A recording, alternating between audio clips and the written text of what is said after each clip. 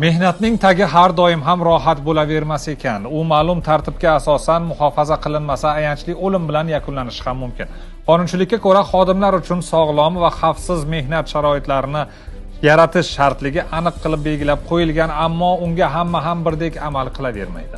O'tgan yili yurtimizda mehnat muhofazasiga amal qilmaganlik oqibatida 261 nafar fuqaro ish joyida halok bo'lgan. E'tibor bering, bu birgina vafot etganlarga doir raqamlar. Jarohat olganlar, sog'lig'iga jiddiy zarar yetkazilganlar soni bundan-da ko'p. Umid Pirboyev tayyorlagan lavhada yurtdoshlarimizning mehnat huquqlari muhofazasi haqida so'z boradi. Bu Eshmat to'g'ri kelgan qurilishdagi ishni xuddi mana shu kiyimda bajaradi. Uyingizda ham hatto mana shunday ustalarni ishlatgandirsiz. Agar uning oyog'iga g'isht tushib jarohat oladigan bo'lsa, quruvchi tashkilot yoki buyurtmachi bu xodimga Toshmatdan kamroq kompensatsiya to'laydi. Chunki Toshmat siz ko'rib turgan ish kiyimda va shartnoma evaziga ishlaydi. Ma'lumotlarga ko'ra, 2024-yilning o'zida ishlab chiqarish jarayonlarida 868 ta baxtsiz hodisa kuzatilgan va buning natijasida 967 nafar inson jarohat olgan. Ulardan 30 nafari yengil tan jarohat olgan bo'lsa, 685 nafari o'ta og'ir jarohat olgan va aytilganidek 250 nafardan ortiq fuqaro aynan mana shu jarayonlarda vafot etgan va ularga shartnomalar asosida kompensatsiya to'lovlari ham to'lab berilgan. Baxtsiz hodisalar oqibatida ish beruvchilarning moddiy javobgarligi 114 milliard so'mga kelib tushgan. Ish beruvchilar yuqorida aytib o'tgan tovon pullari va boshqa xarajatlar uchun sarflagan. 2023-yilga solishtiradigan bo'lsak, 60 milliardga yoki 52% ga bu xarajatlar o'sha ortganligini ko'rishimiz mumkin. Aynan bu holatlarning aksariyati qurilish ishlarida kuzatilmoqda. Bunga sabab ham texnika xavfsizligi qoidalarining to'liq ta'minlanmaganligi deydi mutaxassis. Shu bilan birga aksariyat ishchilar rasmiy tarzda mehnat shartnomasi asosida faoliyat yuritmasligi ham ochiqlangan. Har 3 ta 4 ta baxtsiz hodisadan bittasida xodimlar bilan ish beruvchi o'rtasida mehnat shartnomasi rasmiylashtirilmasdan, demak mehnat faoliyatini amalga oshirayotganlik holatlari uchrab turadi. Norasmiy ravishda band bo'lib, mehnat shartnomasi tuzmasdan ishlayotgan xodim bilan baxtsiz hodisa sodir bo'ladigan bo'lsa, bu holatda o'sha xodimni yoki uning oila a'zosini himoya qilishda birmuncha qiyinchiliklar vujudga keladi.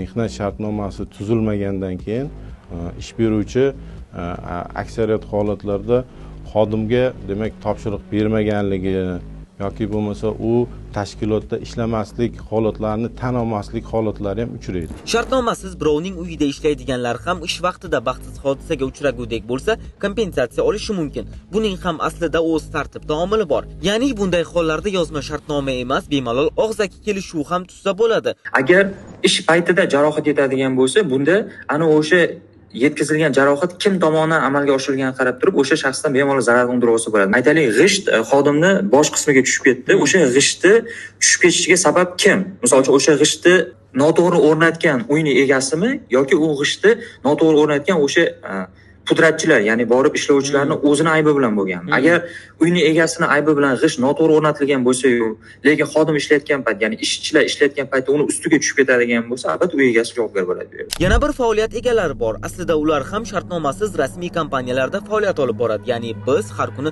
foydalanadigan onlayn taksilar va kuryerlik xizmatlarida ishlaydiganlar ular. Rahbariyati bilan uni o'rtasida hech qanaqa shartnoma yo'q-da. Prosta boryapti, pasportini beryapti, olyapti-dan ro'yxatga olib qo'yib unga ish beryapti. Bunaqa holatda agar baxtsiz hodisa bo'ladigan bo'lsa, javobgarlik masalasi bu qiyin masalalar hozir. Bu narsa qonunchilikda bir aniq mexanizmi yo'q. Shu narsaga aniqlik kiritish maqsadida dastlab kuryerlik markaziga telefon orqali ish va shartnoma so'rab bog'landik. Pasportingiz bilan o'zingizni nomingizga yozilgan plastik kartangiz kerak bo'ladi. Shartnoma ham imzolanadimi? Yo'q, shartnoma bo'lmaydi. Mahsulot olib ketyapman. Velosipedda nimadir bo'lib, yiqilib tushdim, oyog'im sindi. Sizlar qanaqadir yordam berasizlarmi shunga? Endi hech qanaqa yordam bermaymiz, chunki siz o'zingiz ishlaysiz. Misol uchun bizga ham hech kim yordam bermaydi.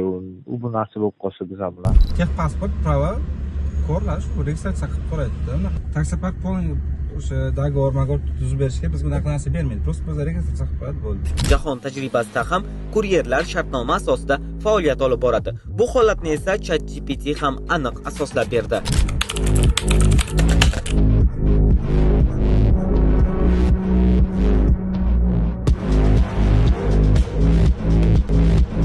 Xulosa o'rnida shu narsa aniqki, ishlaydigan ham, ishingizga haq oladigan ham, jarohat olib, azobini tortadigan ham o'zingizsiz. Shu sabab ham har doim o'z huquqlaringizni talab qiling.